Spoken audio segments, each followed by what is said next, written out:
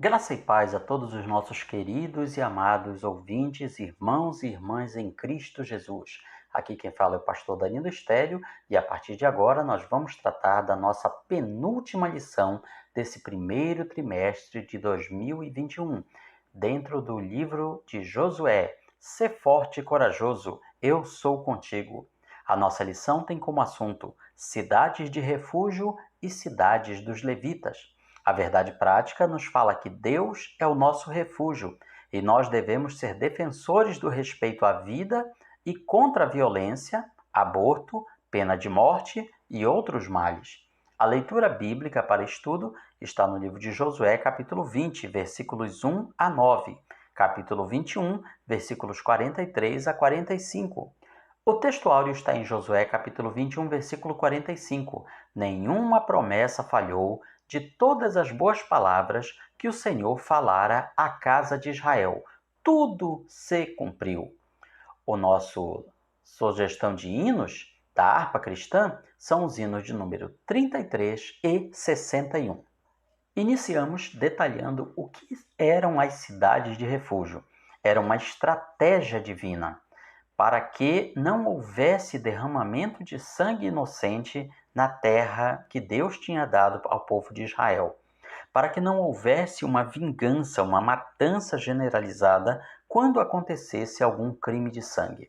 Lembremos que naquela época não havia um sistema judicial ou de segurança pública como nós temos hoje. Quando acontecia algum crime de sangue, a família da vítima tinha o direito de se vingar do ofensor. Então, o que aconteceria era uma vingança que nunca acabaria. A família da vítima iria atrás do criminoso. E, por sua vez, a família do criminoso se sentiria na obrigação de se vingar da família da vítima. Ou seja, aquele derramamento de sangue nunca terminaria. E quando isso acontecesse no caso de um crime acidental, no que nós chamaríamos hoje de um crime culposo? Para que isso não ocorresse, Deus estabeleceu as cidades de refúgio. As cidades de refúgio, elas eram uma exceção à lei de talião vigente naquela época. Olho por olho, dente por dente, o homicida pagando com a sua própria vida. Elas eram uma exceção a essa regra, porque a pessoa que provocasse a morte acidental de outra poderia se refugiar nesses lugares, daí o nome, cidade de refúgio. Assim seria evitado o derramamento de sangue por uma vingança injusta. Lembra ainda o nosso comentarista que isso era apenas para os casos de morte acidental, homicídio culposo. Se fosse um crime doloso, um homicídio intencional, não havia possibilidade de refúgio, mesmo que o criminoso tentasse. A punição era a morte. Assim, continuaria valendo a regra de olho por olho, dente por dente, a lei de talião que era vigente naquela época. Fala ainda aqui no primeiro tópico sobre como funcionavam as cidades. As seguintes passagens bíblicas descrevem os procedimentos adotados nas cidades de refúgio. Está em Êxodo, capítulo 21, versículos 12 a 14, Números, capítulo 35, versículos 9 a 34, Deuteronômio, capítulo 4, versículos 41 a 43, Deuteronômio, capítulo 19, versículos 1 a 13. O procedimento era o seguinte: quando acontecia o homicídio, no caso o homicídio culposo, o assassino não intencional fugia para uma dessas 6 cidades de refúgio que ficavam espalhadas pelo território de Israel. Ele chegava à porta da cidade e explicava a situação para os anciãos daquele local e recebia uma imediata proteção contra o vingador do sangue, ou seja, ele não poderia ser entregue naquele momento ao vingador. Depois, os anciãos daquela cidade realizariam o julgamento daquele criminoso, para ter certeza que o crime realmente não tinha sido intencional. Nesse julgamento participavam os sacerdotes da cidade de refúgio e os sacerdotes da cidade onde o crime ocorreu. Veja que aí já surgia o que hoje, no nosso direito atual, nós chamaríamos de competência em razão do local em que foi cometido o crime. Se o homicídio fosse acidental realmente, ao final do julgamento, seria declarado que aquela pessoa tinha o direito de continuar vivendo na cidade de refúgio.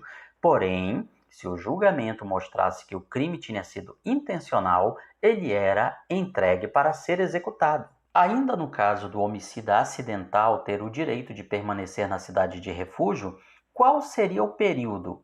Era o que nós poderíamos chamar hoje de uma espécie de pena alternativa para aquela pessoa, seguida de um período depurador, de cumprimento da pena. O prazo era até que o sumo sacerdote daquela época, o supremo sacerdote, morresse. Seria esse período. Agora, óbvio, se antes disso, antes da morte do sumo sacerdote, aquele homicida acidental viesse a falecer, estava extinta a punibilidade, usando uma linguagem atual. Ou seja, o vingador do sangue não poderia descontar aquela vingança na família daquele homicida acidental. Aquele homicida culposo, ele não poderia sair da cidade de refúgio durante esse tempo. Ele deveria ficar vivendo somente ali naquela cidade. No entanto, quando o sumo sacerdote daquela época morresse, ele então poderia voltar à sua antiga vida, à sua antiga cidade, para a sua família, e não ter sobre si a vingança daquela vítima acidental. Vamos então à lista das 6 cidades de refúgio. 3 delas estavam na região leste do Rio Jordão. Eram Bézer, na região da tribo de Ruben, a segunda, Ramote, na região de Gileade, também chamada na Bíblia de Ramote Gileade, na região da tribo de Gade, e a cidade de Golã, na região de Bazã, no território de Manassés. Do lado oeste do Rio Jordão estavam Hebrom, no território de Judá, Siquém, na região de Efraim, na região montanhosa, e Quedes, no território de Naftali, a região que mais tarde seria conhecida como Galiléia, já nos tempos do Novo Testamento. Observemos que uma dessas cidades, Hebrom, foi mencionada na lição passada, quando falamos sobre a figura de Caleb, que conquistou essa cidade que antes era dos gigantes, chamada Kiriat Arba. Então veja que essa cidade, Hebrom, ela era muito especial, porque além de ser uma cidade de refúgio, também era uma cidade sacerdotal. As demais cidades também eram cidades dos levitas, sobre o que nós vamos falar daqui a pouquinho. Lembrando mais um detalhe, essas cidades de refúgio eram apenas para crimes contra a vida. Os demais tipos de crimes punidos na legislação israelita não admitiam a figura do refúgio nessas cidades. E é por isso que nós passamos ao segundo tópico, o alto valor da vida. As cidades de refúgio elas foram estabelecidas apenas para o tipo de crimes contra a vida. Isso porque a vida é única. É um dom de Deus ao homem. Deve ser protegida e garantida em qualquer sociedade. Parece um pouco contraditório que Deus, ao mesmo tempo que proteja a vida, permitisse a pena de morte naquela época. Não há contradição nenhuma. A pena de morte era justamente para mostrar o elevado valor da vida.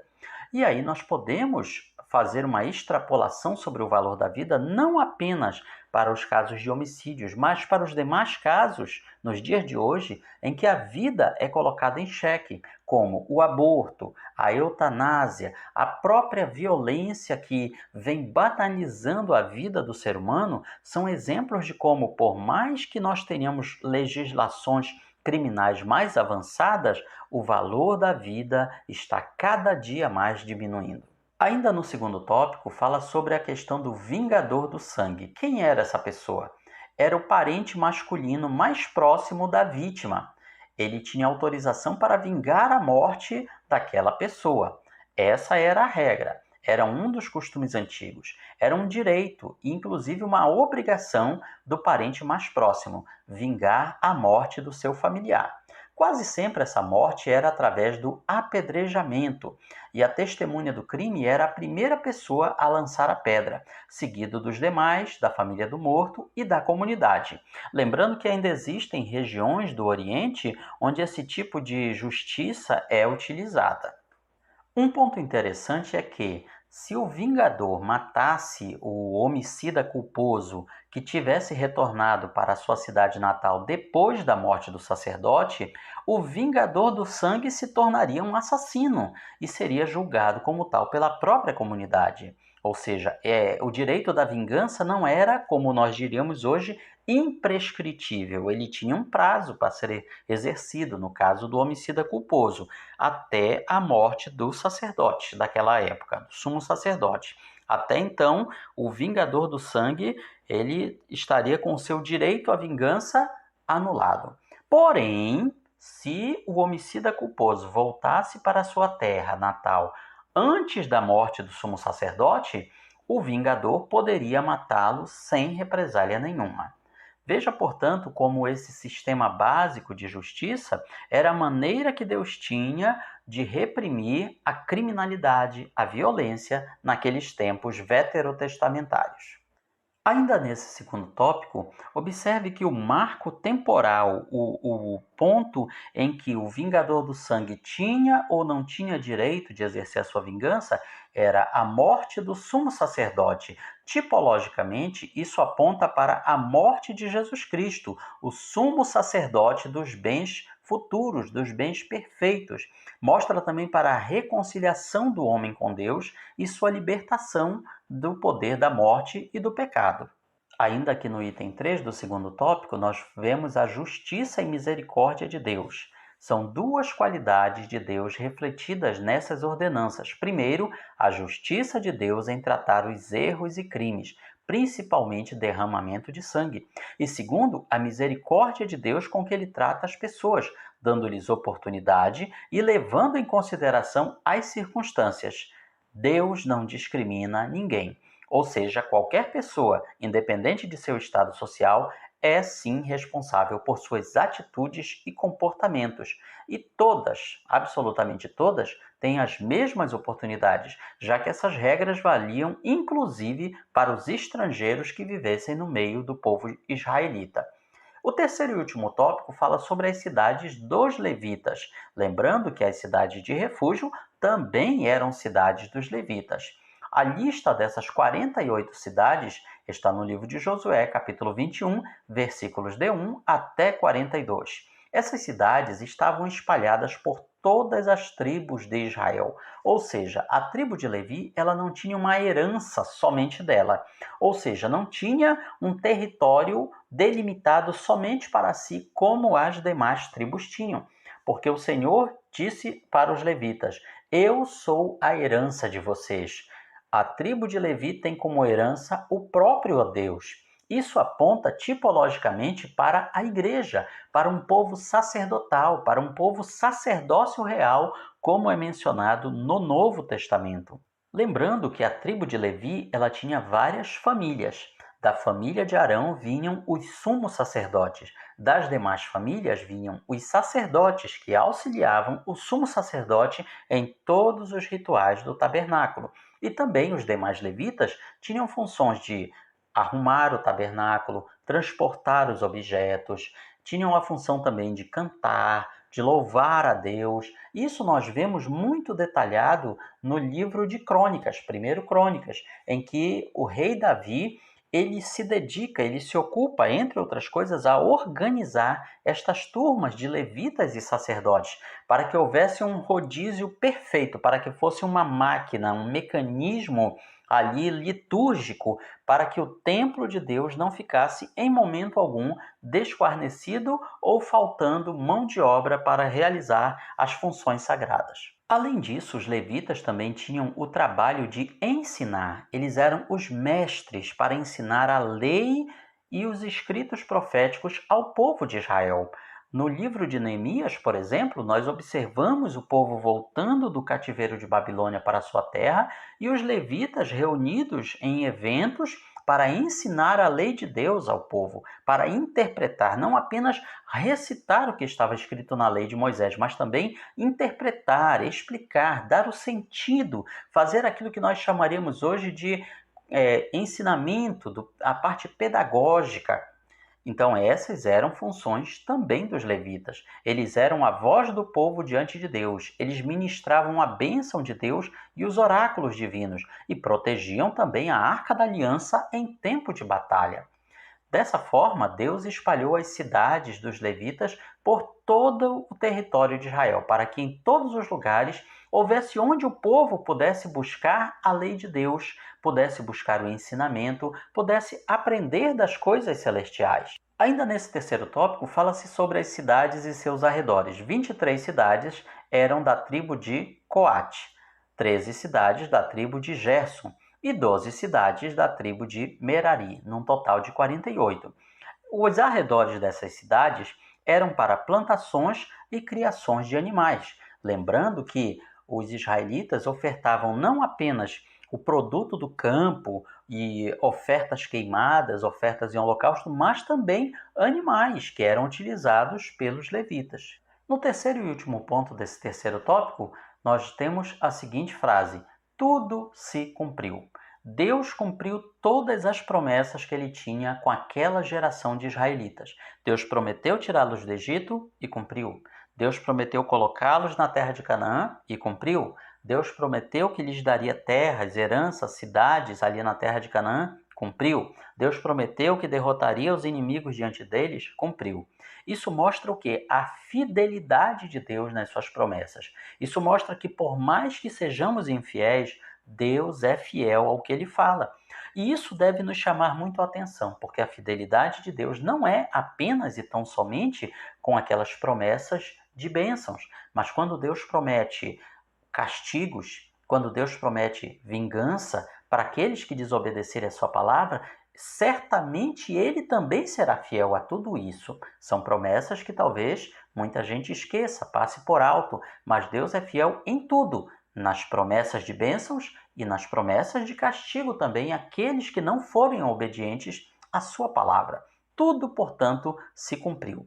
Havia, porém, ainda tribos cananeias a serem conquistadas, filisteus, sidônios e mais algumas outras, para que houvesse também uma espécie de treinamento para as gerações futuras. Porém, o pontapé inicial, a parte inicial da herança israelita, Deus tinha entregado a eles. Se soubessem utilizar da forma correta, aquela terra seria inteiramente deles. Porém, não foi o que aconteceu, como nós vemos nas gerações seguintes no livro de Juízes.